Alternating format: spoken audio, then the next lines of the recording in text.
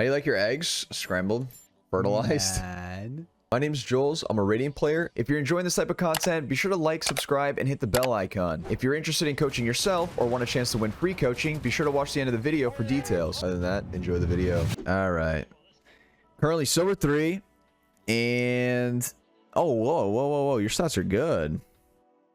Okay, good. Yeah. Yeah, your stats are really good. Yeah, so damage per round 154, right? Or basically 155. This is good. You want to aim for anything above like, well, actually you want to aim for 150 on duelists, and you are already well past that. You're at 155. So this is very good, and you have a lot of games played. So usually people have really high damage per round, but that's because they haven't played enough games. But this is very good, yeah. KD is really good too for a duelist. The only thing I'm noticing right now, headshot percentage is a bit low, so you do want to aim for like 20% and up. But okay. Yeah, 17% isn't too bad. And a big problem with usually having really high damage per round, but a little bit lower win percentage is that we might be like overheating. I don't know if that's what's happening, but we could see. We could take a look. Okay. Man. Whoa, crosshair placement. So there was a window there where we could have gotten punished hard with our crosshair placement there. Could be close garage. Oh, looks like they're not. So how we're peaking and crosshair placement is the biggest thing. Okay, so also another thing, after winning pistol, we want to buy full armor if we can. Always. If you win pistol, Full armor with the Spectre? yeah, full armor with a Spectre, yeah. And then full util. This round, you're saving, so yeah, don't buy any armor. Don't buy any armor. She can still buy light armor. It's better to save up an economy for the next rounds than it is to buy light armor this one. I'm gonna be honest. Ooh. That's the timing. Oh, nice try. It was good. You got yours. And winnable. Oh, nice. Yeah. But I appreciate that. Thank you. So we're peeking too close to the wall. Peeking too close to the wall. Crosshair placement and slow peaks. Those are the three things I'm noticing. Her crosshair placement is good for the areas where they are, but not for where they can be. I'm not sure if that makes sense, but I'm going to go over in a custom. Okay, 5 bullets. Ooh, good try, good try. I like the smoke. I would have probably just, you know, gotten ready for anyone else that might have been on site, right? Because we saw one, but we didn't know where the other ones were, is the only thing. Yeah, I smoked because of the chamber repeaking, maybe with the op, but I didn't clear the right. Exactly, yeah. So the smoke was fine. The right and smoke? So you either clear the right first and then smoke, or I would have smoked first and then you pushed and then cleared. Oh god. Yeah. Very nice. A peek window quick if you can. Oh no, they know I'm here. Yeah. Oh, you have your dash activated though? Oh, okay. I was gonna say you could peek window anyway and play off your dash. Oh, fuck. Yeah, I think it's the peaks. It's the peaks. That's the biggest problem.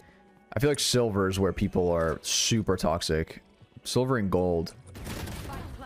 Oh, unfortunate. I think she only won that because she was ulted. I'm not gonna lie. I think in an alternate... I think in an alternate universe, you win that. I agree. Yo, power with the tier 1 reset. Appreciate you. Welcome back. I think we activated our dash a bit too early. Okay, so activating our dash is good before we peek angles, but I think we should only be peeking angles when we're hearing stuff with our dash. I feel like we're wasting our dash a little bit too early on the defensive side. I wouldn't have shot that. Hello, I'm new. Welcome.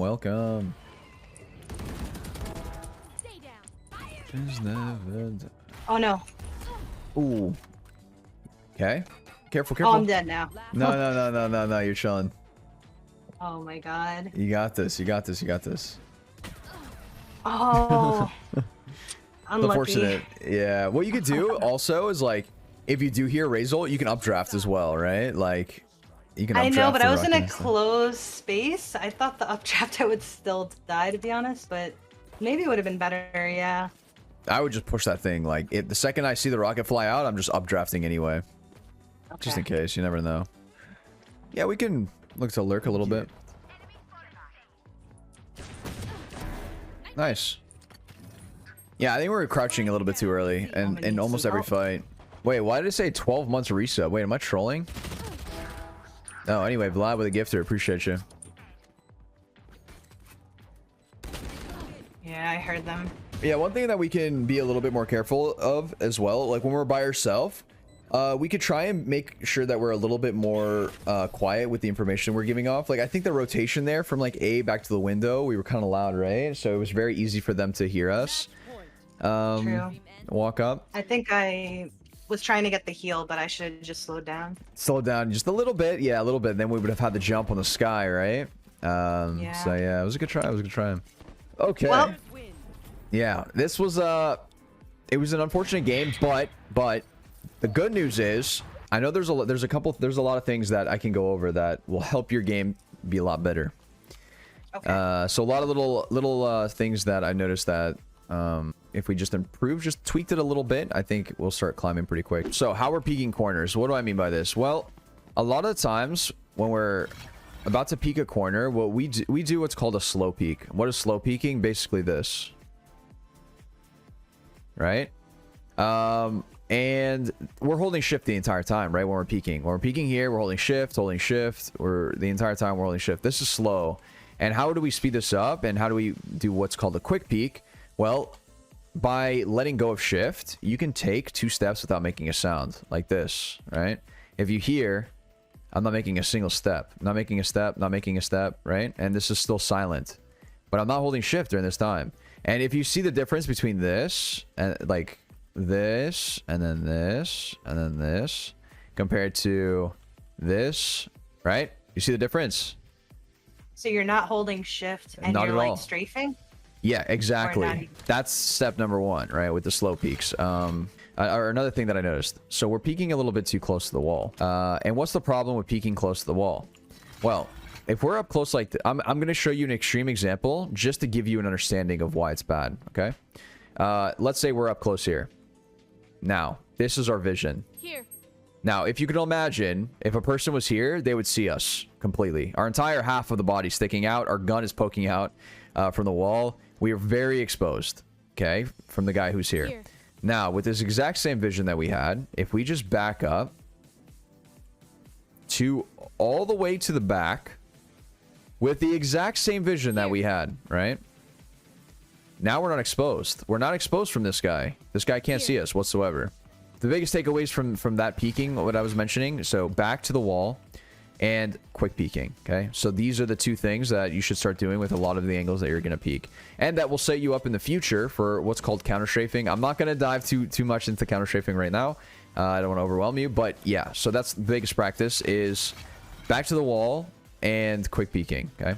Crosshair placement is good for the most part where they are going to be, but sometimes we're pre-aiming a little bit too much, okay? So what do I mean by that? Well, let's say we're coming into garage. When we're coming into garage, our crosshair is here because we're ready to peek the doors, right? In your mind, you're like, I'm about to peek doors. So your crosshair is like this the entire time as we walk into garage, right?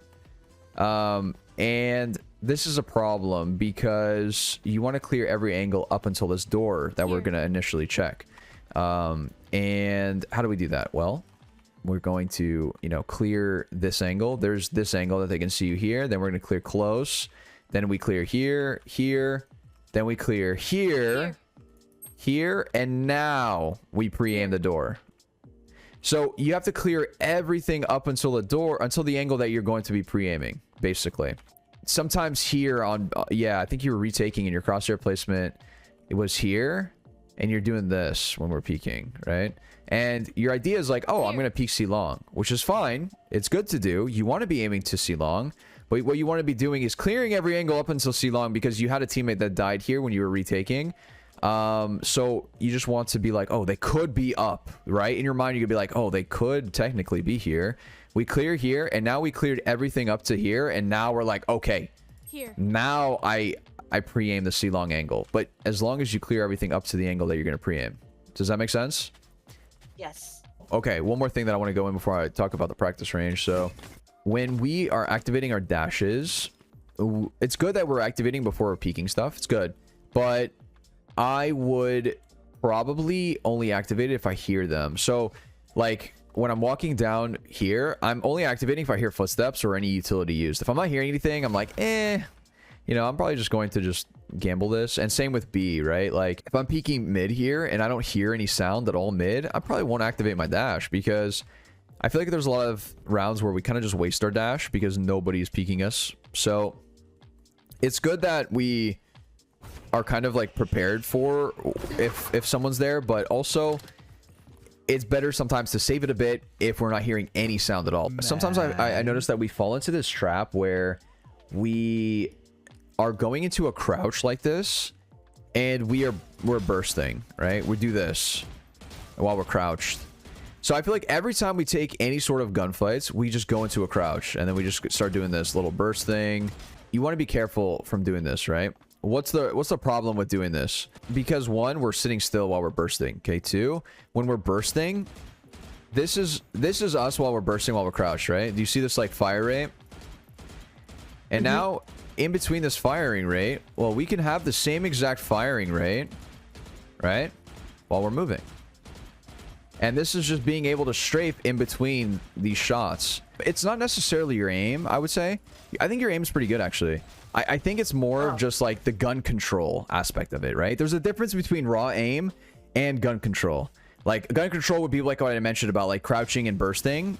But your initial aim is good. Like you're hitting good shots. So don't get me wrong. You have good aim. Well, all right. If you're playing any more ranked games, best of luck. I got another coaching session. We gotta start here in a second. Yeah, thank you so much. It was really nice to meet you. Yeah, it was nice meeting you too. Have a good rest of your day. You too. See you later, Jules. Yeah, have a good one. See ya. See ya. If you're interested in coaching yourself, click the link in the description. Click the book a lesson button and select your plan and time. So if you want to win free coaching, be sure to comment down below your Discord name without the hashtag and what you learned from the video. I'll be picking out a person randomly.